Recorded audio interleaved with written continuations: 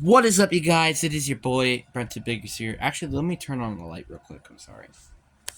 Alright, you can see I got the light there. But anyway, it is me, your boy, Brent Biggers here. And today, I wanted to talk about the Packers and the Vikings here. Now you're like, wait, there's no Packers logic. It is because the Packers will be another video that I will be recording, and it will be probably coming out later today or early tomorrow. So, yeah.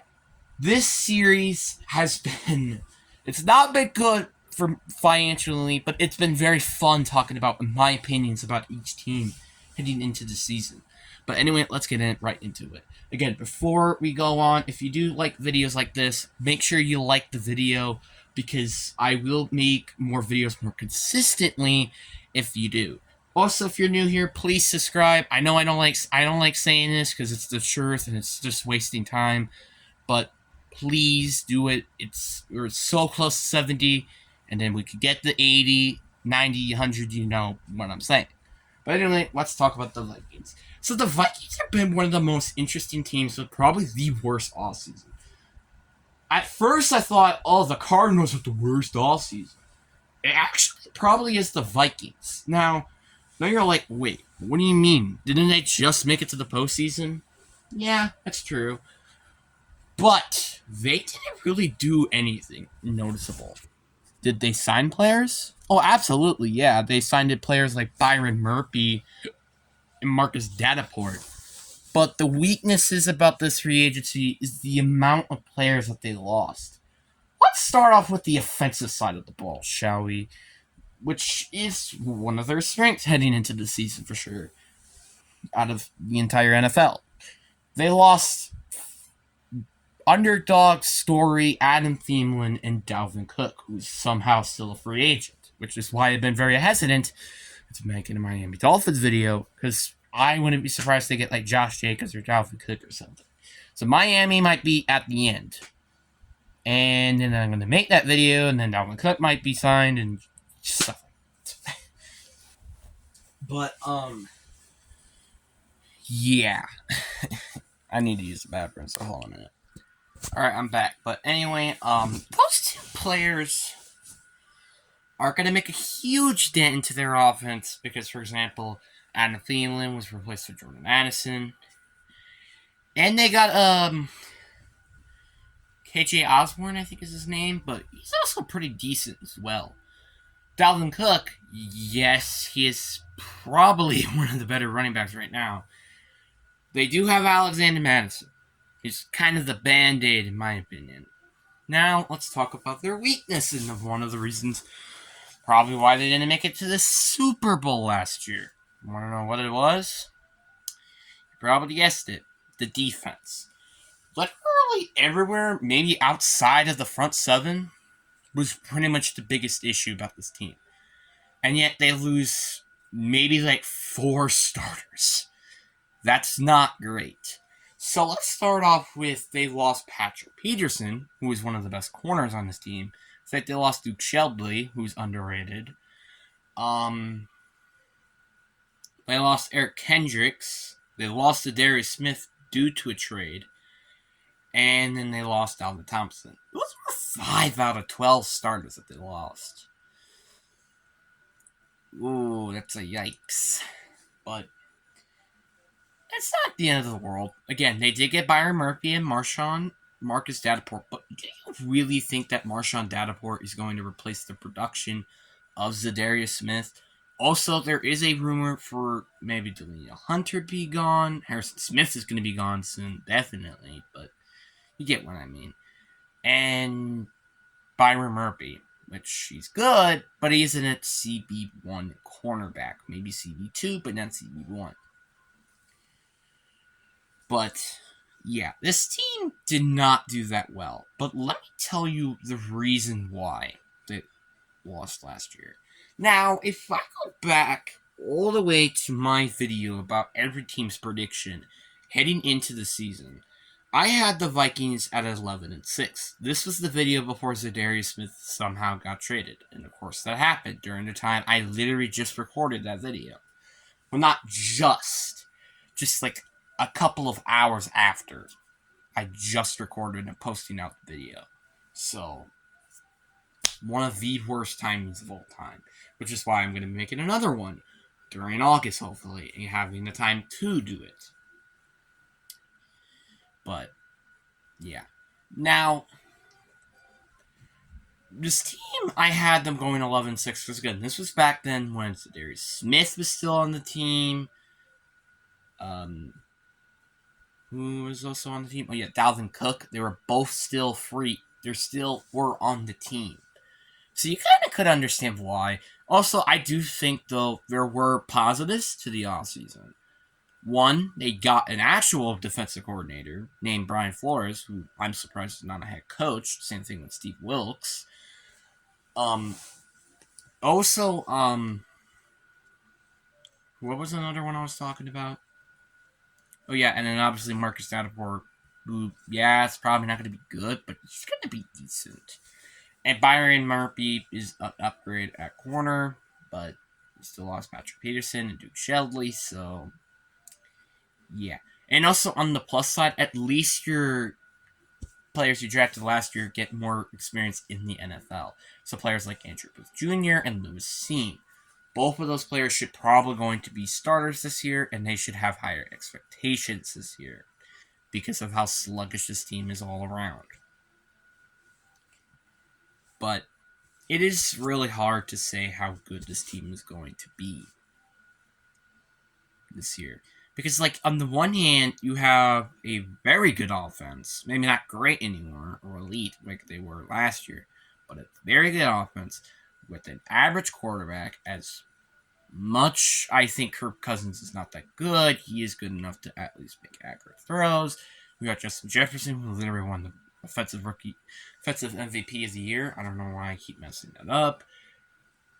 Then you have TJ Hawkinson. Then you have a Christian Darrisaw, who is one of the best tackles in the league, also underrated.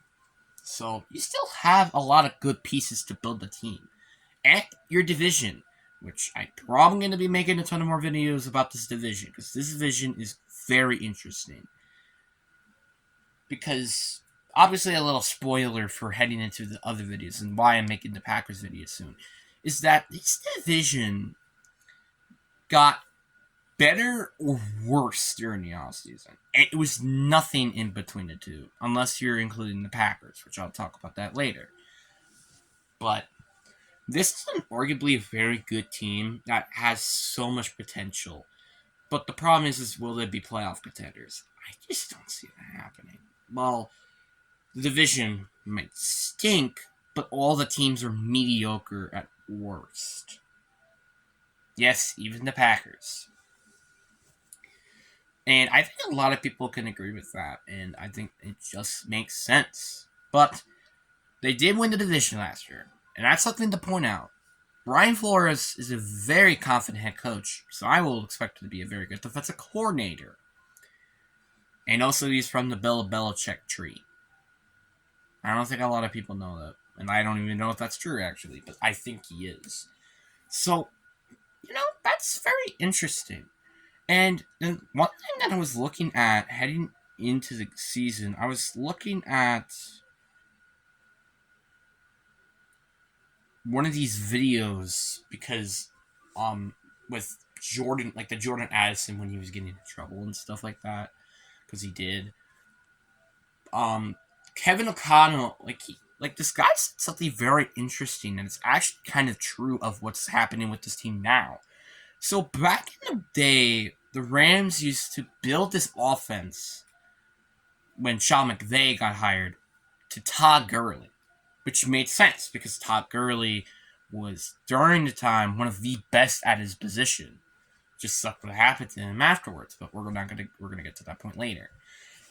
And they were building an offense around him, and they were close to making it to the playoffs, and then he started to decline, obviously, after the Super Bowl, where they lost to the Patriots.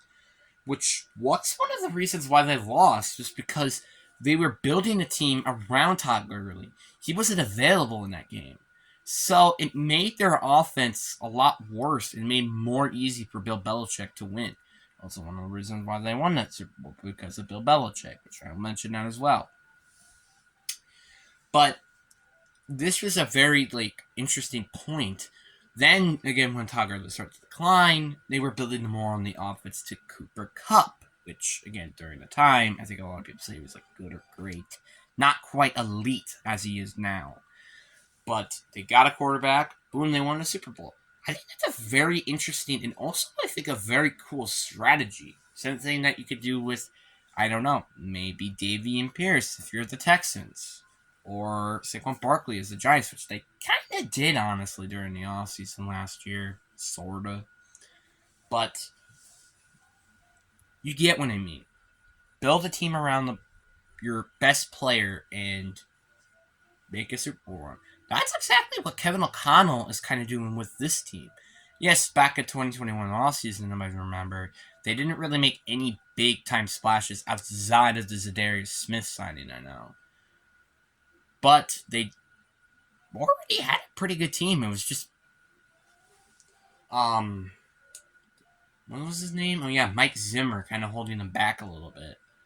I'm not saying entirely, but holding them back because of the more safe offense. So Kevin O'Connell did try to build around a team sorta with Dalvin Cook, but it was mainly with Justin Jefferson, and that's the reason why they maybe cut Dalvin Cook. Is that probably the truth? Maybe, but I do think this makes sense. To build around your best players and then start to build on your best skill position player in wide receiver or quarterback and not running back. But this formula, again, worked with the Rams, obviously. It worked with the Rams perfectly. Just it sucks to see what the aftermath did. But it works. Also, going all in also works. Something that the Vikings didn't do. They made a huge step back, more repairing to the future rather than the present, which makes sense. Because why did they cut Adam Thielen? Let me explain to you what all these guys have in common. They're all 27 or above in age. Let me explain. Dalvin Thompson is one of the only players, for example, that isn't really one of these kind of ish people, but he wasn't really doing as much in terms of pass rush. He was just more of a run stopper. That's it. But that doesn't mean that he didn't do their part. So, yeah. Now you're like, wait, isn't Dalvin Cook 26, 27 or something? Yeah. But the thing with him is that running backs used to progress after somehow when their rookie contract is done. So when you extend them, usually they're bad or get injured or something like that, which I don't like seeing, to be honest. And the only players that deserve to get contracts are the players for example, Christian McCaffrey. But there has even been one running back, which I don't think a lot of people have mentioned, and that is Aaron Jones. Aaron Jones was a 5th-round pick, drafted by the Packers, and he's still good, and I'm pretty sure he's 28, 29 heading into the season. So that is a huge example of why this could work. Not even with a top 10 running back, because I bet you not a lot of people say he's a top 10 running back. Also, another example, Saquon Barkley. I'm pretty sure he's not even on his rookie contract anymore, I'm pretty sure. And that's why you got a 1-year deal and stuff like that. But I wouldn't be surprised if he gets cut after the year. But this team, and that makes me really interested in seeing why Josh Jacobs I guess Josh Jacobs is the only reason of why he didn't get a contract yet. But I understand their logic and reason though. But anyway, that is it for this video. Hope you guys enjoy. Peace.